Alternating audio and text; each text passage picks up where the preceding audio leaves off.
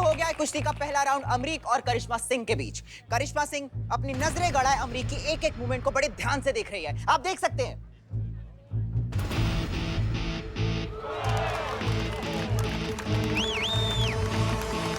अनुभव भैया अभी तक काहे नहीं आए? 3 ऐसी जगह हैं जिन पर हमला करके आप पहलवान को चित कर सकती हैं।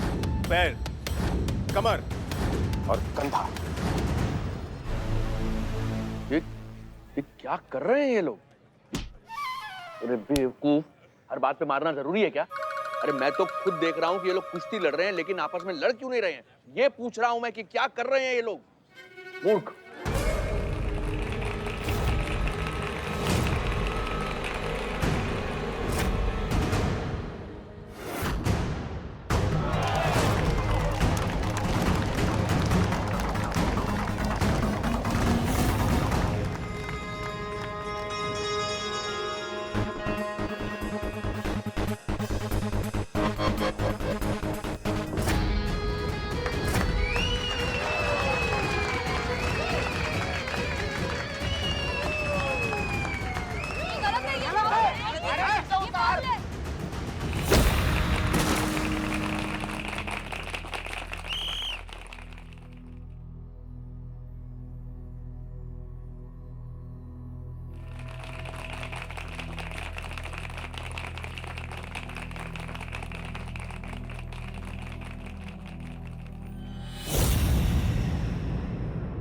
आइए मैडम।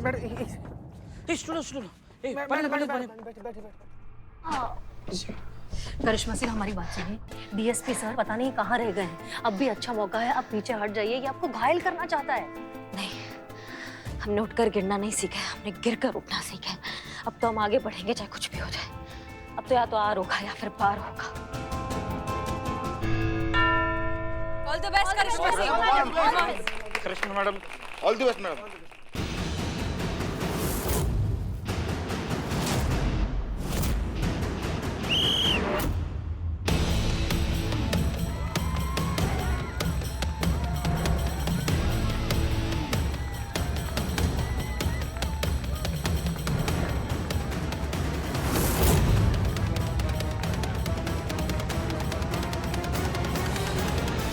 Thank God. जय हिंद सर। जय हिंद, जय हिंद।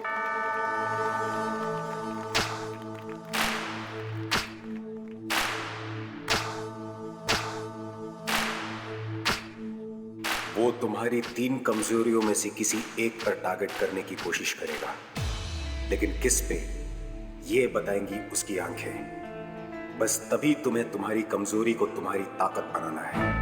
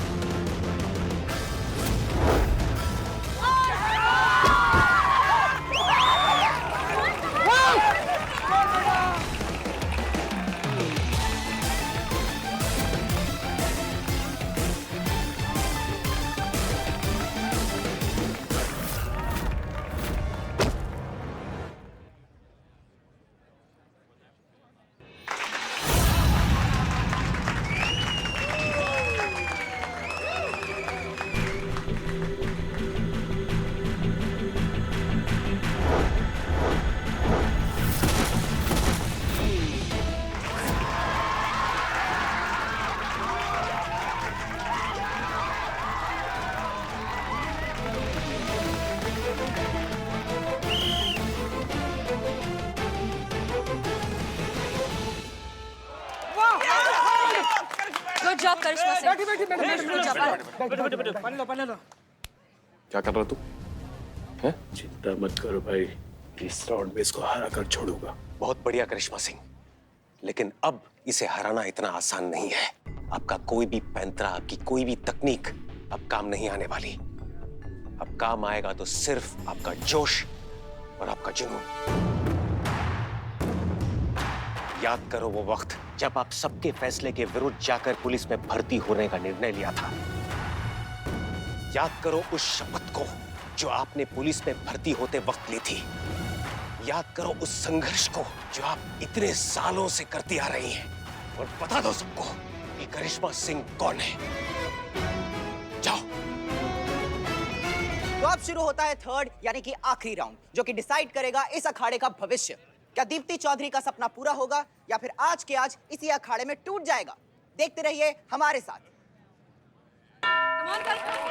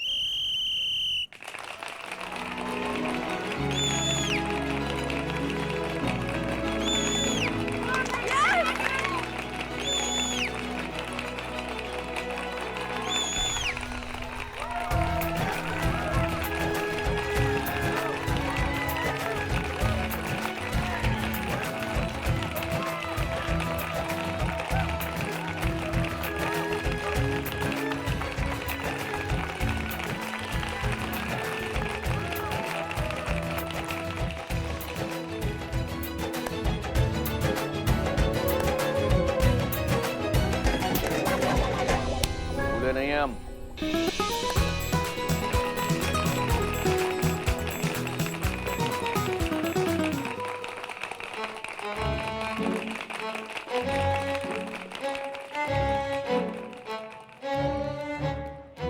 सॉरी सर, वो फ्लो में। कोई बात नहीं, कोई बात नहीं। करिश्मा सिंह, बहुत बढ़िया, बहुत बढ़िया।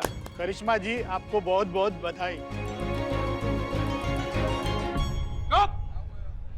क्या हुआ? बेकार की बहस कर रहे हो तुम हमारे साथ। जो काम तुम्हारी बहन ने कुछ दिन में कर दिखाया, तुम परसों में ना कर सके। ऐसे चलाओगे खड़ा? इधर आओ, आओ। मैडम सर, हम आपसे क्षमा मांगते हैं। हमें इस बात की बेहद शर्मिंदगी है कि हमने आकाश के गलत काम में उसका साथ दिया। हमें शर्मिंदगी है इस बात की कि हमने भी वही सोचा जो सारी दुनिया सोचती है कि एक औरत का काम सिर्फ चूल्हा चौका करना है, घर की चार दीवारी में कैद रह के अपने संसार को चलाना है। नहीं, आज आपने हमारी सिर्फ आंखें ही नहीं खोली हैं, बल्कि हमारे दिमाग को भी नई रोशनी दी है। एक लड़की को पूरा पूरा हक है अपने पिता के सपनों को पूरा करने का। माँ बाप की विरासत पे बेटी का भी उतना हक है जितना बेटे का होता है। जी बिल्कुल, बेटा और बेटी समान होते हैं, सम्मान में भी और संपत्ति में भी। दोनों का बराबरी का हक है। आकाश भैया,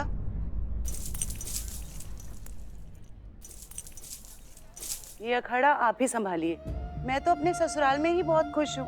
बाबूजी के सपनों को अब आपको पूरा करना है। भैया, मेरा मकसद आपसे अखाड़ा छीनने का कभी भी नहीं था, बल्कि आपको ये समझाने का था कि अगर कोई गिर जाए तो उसे दोबारा उठाया जा सकता है।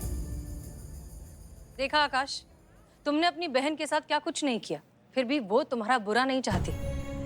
ऐसी होती हैं बहनें। एक बार कलाई पर राखी बांध दी तो वो पूरी दुनिया से तुम्हारे लिए लड़ जाएंगी, और अगर तुम गलत हो तो तुमसे भी लड़ जाएंगी। आज फिर से सही और गलत के बीच जीत सही की हुई।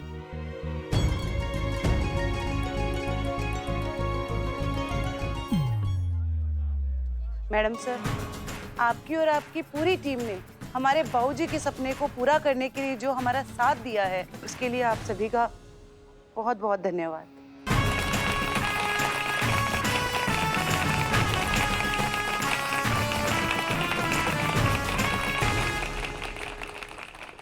मैडम सर, अब डीएसपी सर।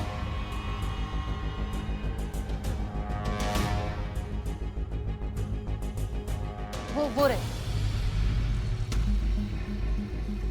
सर, अनुप्रिया, अब ठीक है ना? हाँ हाँ, मैं बिल्कुल ठीक हूँ। मुझे क्या हुआ है? Are you sure? या आई एम श्योर। वैसे हसीना मलिक, हमने आपको वचन दिया था ना कि प्रतियोगिता के बाद यहाँ सिर्फ एक ही नाम गूंजेगा, करिश्मा सिंह का। सच में सर, आज आपने जो कुछ भी किया है उससे आपने हमारा दिल जीत लिया।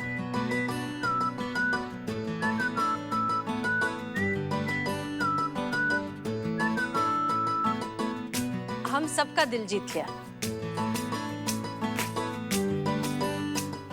करिश्मा Singh, well done.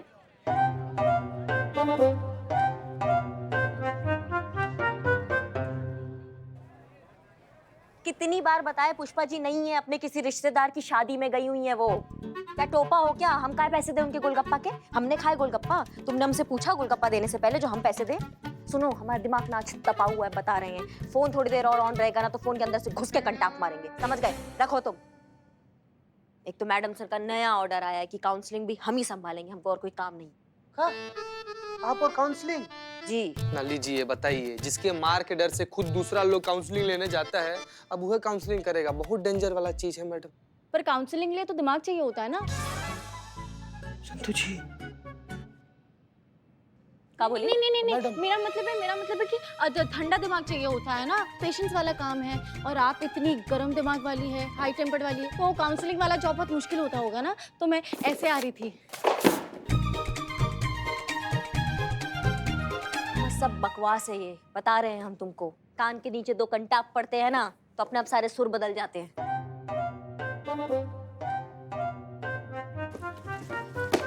Thank you madam. और ये बिल्ला कहाँ है? सुबह से आज दिखाई नहीं दे रहा है। बिलौटा? हाँ। मैडम, राजस्थान में ना अखिल भारतीय चोर सम्मेलन हो रहा है। वहाँ पर ना सभी चोर लोग ऐसे मिले हुए हैं और इस विषय पर डिस्कस कर रहे हैं कि कैसे अपना जो औहदा है वो बढ़ाया जाए, कैसे पॉकेट मार से डकैत बना जाए। और वहाँ का आयोजक लोग ना इसको ना स्पेशल निमंत्रण देकर बुलाया बाकी चोर के काउंसलिंग के लिए। बताइए। ओ, तो बिल्लू राजस्थान गया है। Excuse me, sorry. जी बताइए, क्या मदद कर सकती हूँ? वो जी कॉटन सी बात है, बड़ा सिल्क सा केस है, जरी वाली रिपोर्ट लिखवानी थी। क्या बोल रहे हैं सर? साड़ियों की दुकान है इनकी, 10 साल से साड़ियाँ बेच रहे हैं।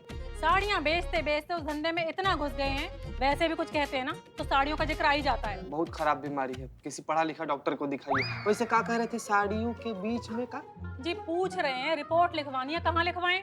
देखिए, वो हमारी एसआई मैडम है, रिपोर्ट ना वही लिखेंगी। आई हाँ, आई आप इस तरफ आइए। सॉरी। कोई बात नहीं, इट्स ओके। आइए। जाइए लीजिए संतोष जी।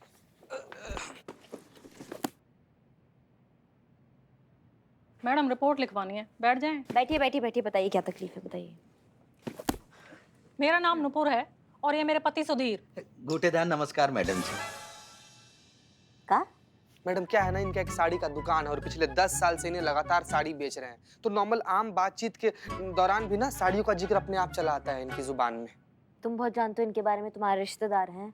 नहीं मैडम, इनकी पत्नी हमको बता रही थी, सारा बात वही बताई। तो उनको बताने दीजिए, आप तकलीफ मत कीजिए, आप अपना तकलीफ बताइए। ये समझ सकते हैं, ये बहुत बड़ी तकलीफ लग भी रहे हैं। आप ना हमें साफ शब्दों में बताइए कि क्या चक्कर चल रहा है आपका। बात दरअसल ये है मैडम जी, कल हमने न्यू ब्रांड देसी गोटेदार चमकती हुई शिफॉन वाली काम वाली रखी थी घर का काम काज करने के लिए। आज सुबह अपना सारा सामान लेके घर से भाग गई। अब इनको हमारी बनारसी शिफॉन साड़ी धर्मपत्नी को लगता है कि इसके जिम्मेदार हम हैं। अब बताइए मैडम जी, हमने सिर्फ ईयरफोन लगाने से मना किया था बस। ईयरफोन लगाने से मना किया था? मतलब? देखिए मैडम जी, जब बात करते थे ना उसके कान में ईयरफोन लगा रहता था, गाना सुनती थी। अरे मैंने कहा भाई, दुकान में रेशमी साड़ी खुलने पर भी इतना नहीं फैलती जितना तुम यहाँ से फैल रही हो। थोड़ा लिहाज करो, मैं मालिक हूँ। बस यही कहा बस। फिर क्या हुआ? फिर क्या मैडम जी, कल आई आज फुर। अरे मार्केट से पुरानी साड़ी का स्टॉक भी इतनी जल्दी गायब नहीं होता मैडम जी, जितनी जल्दी वो गायब हो गई। अब हमारी धर्मपत्नी को लगता है कि मेरी बात से नाराज होकर चली गई, वो भाग गई। देखिए, उसमें हमको दिलचस्पी नहीं है, आपका वो निजी मामला है, आप अपने घर पे जाके उसको सुलझाइएगा, यहाँ मत लाइए उसको। बात है आपकी काम वाली बाई की, तो हमको ये बताइए कि वो कहाँ से आई थी और कुछ घर का कोई सामान लेके तो नहीं गई? क्योंकि आजकल इस तरीके के चक्कर का बहुत शिकायतें आ रही है मेड को लेके। तो क्या है, बताइए कहाँ से आई थी वो? बस बहुत हुआ। ये मैडम कब से मेरी इंसल्ट पे इंसल्ट करे जा रही हैं और तुम बस मेरा मुंह देख रहे हो। गलती हो गई मुझसे जो तुम्हारे साथ यहाँ कंप्लेन कराने आ गई। रुकिए रुकिए रुकिए, काम डाउन। जय मैडम सर। जय हिंद। देखिए, हम आपकी परेशानी बहुत अच्छे से समझते हैं। जब घर की मेड अगर अचानक से कहीं चली जाए तो घर की सारी जिम्मेदारी, सारा कामकाज, सब कुछ घर की मालकिन पर आ जाता है। ये बात हम जानते हैं। बिल्कुल ठीक। लोग रोज सुबह उठकर भगवान से भेंट मांगते हैं और हमने मेड मांग ली। जैसे तैसे तो भगवान ने हमारी सुनी, एक मेड मिली, उसे भी ना इस आदमी ने भगा दिया और खुद भी कुछ घर का काम नहीं करता है। और ऊपर से ये मैडम बोलती हैं कि इनको हमारी परेशानी से कुछ लेना देना नहीं है। कोई इतना इंसेंसिटिव कैसे हो सकता है? अरे मैडम, आप क्या जानो एक मेड की कीमत। औरत के सर का ताज होती है मेड। हर सुखी हाउसवाइफ के जीवन का ख्वाब होती है मेड। मैडम, आप ही हैं जो हम हाउसवाइफ का दर्द समझ रही हैं। नहीं नहीं, ऐसा नहीं है। वो भी आपकी बात समझती हैं, बस जाहिर करने का उनका तरीका थोड़ा सा अलग है। ये सब छोड़िए, एक बात बताइए, आपकी बाई आरती मेड एजेंसी के थ्रू आई थी? जी जी, वहीं से हायर किया था, आरती मेड एजेंसी। पिछले कई दिनों से इस आरती मेड एजेंसी से बहुत सी शिकायतें आ रही हैं। ये लोगों को मेड देने का कमिटमेंट करते हैं। कमिटमेंट के बदले अच्छी खासी रकम सिक्योरिटी डिपॉजिट के नाम पर उनसे ले लेते हैं। उसके बाद मेड आती भी है, 2 दिन तक काम करती है और फिर घर का सारा सामान लेकर गायब हो जाती है। फिर ना तो ये मेड मिलती है और ना ही ये एजेंसी। हाँ जी, 50,000 रुपए जमा किए थे बतौर सिक्योरिटी। आपका मतलब है 50,000 रुपए गए? मैडम, जब आप इतना जानती हैं तो इन जालसाजों के खिलाफ कुछ एक्शन क्यों नहीं लेती? देखिए, हमने इस मामले की तहकीकात ऑलरेडी शुरू कर दी है। आप निश्चिंत होकर अपने घर जाइए। हमें जैसे कुछ पता चलेगा will get in touch with you. गोटेदार नमस्कार मैडम जी। आप सब अंदर आइए। संतोष शर्मा, हमने आपसे इस फ्रॉड केस के बारे में डिटेल्ड रिपोर्ट मांगी थी। Yes madam sir. तो कहाँ है? अभी चाहिए? हमारे रिटायरमेंट के बाद तो थोड़ी देर हो जाएगी, नहीं? हाँ, वैसे तो मैडम से ज्यादा इन्फॉर्मेशन है नहीं, उतनी है जितनी कि ऑलमोस्ट हम सबको पता ही है। पर एक खास बात है इन ठग लोगों की कि वारदात के लिए हमेशा बड़ा शहर ही चुनते हैं क्योंकि वहाँ पे मेड की रिक्वायरमेंट ज्यादा होती है। वैसे अभी तक ये कई लोगों को ठग चुके हैं और इनफैक्ट अभी हमारे शहर लखनऊ में सबसे ज्यादा एक्टिव है। बस गलती कर दिया इन्होंने लखनऊ में आके। अब एक एक को मार लगाएंगे हम, जुलूस निकालेंगे गाजे बाजे के साथ, किसी को नहीं छोड़ेंगे हम। जहाँ तक हमें खबर मिली है, ये बहुत ही बड़ा स्कैम है और इसमें कई सारे लोग शामिल हैं। इसलिए हमें जो कुछ भी करना होगा बहुत सोच समझकर, तैयारी के साथ और कानून के दायरे में रहकर करना होगा। संतोष शर्मा, क्या लगता है आपको कि इस फ्रॉड के अगेंस्ट टोटल कितनी कंप्लेंट्स हो चुकी होंगी अब तक? 60 to 70? 62 की 70।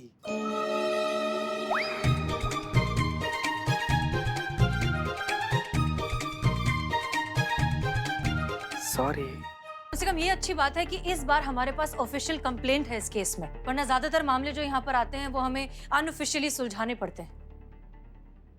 क्या लगता है आपको टीम? एनी सजेशन कि इस चीटर को कैसे पकड़ा जाए? सॉरी मैडम सर, लेकिन अब तक आपने पूछा नहीं था ना सजेशन के लिए, तो मैंने सोचा नहीं। अब आप पूछ ही रहे हो तो फिर मैं सोच के बताती हूँ। ये मासूमियत।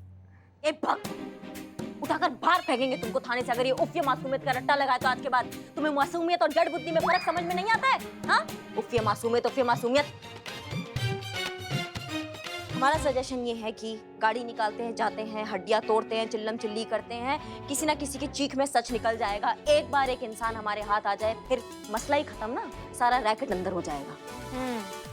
हम जानते थे कि आप ऐसा ही कुछ सुझाव देंगी, लेकिन अफसोस हमें नहीं लगता कि ऐसा कुछ हो सकता है, क्योंकि अभी तक हमारे हाथ में कुछ भी नहीं है। फिलहाल हम इस केस के बारे में कुछ नहीं जानते। हम नहीं जानते कि इस रैकेट के पीछे असलियत में कौन है। सबसे पहले हमें बनाना होगा एक पुख्ता केस, जिसके लिए हमें चाहिए ठोस सबूत।